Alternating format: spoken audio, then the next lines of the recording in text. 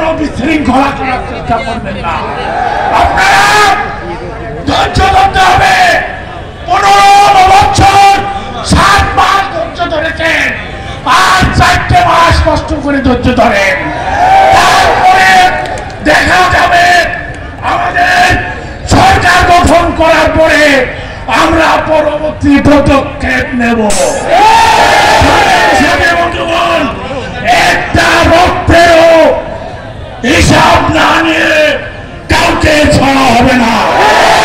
শুধু ধৈর্য সহকারে জাতীয় নির্বাচন পর্যন্ত আপনারা অপেক্ষা করবেন। সংগ্রামী সাথী বন্ধুগণ, আপনাদেরকে দুপুরে খাওয়ার ব্যবস্থা করা হয়েছে। আপনারা এখানেই বসে পড়বেন, সন্ধ্যা পর্যন্ত থাকবেন।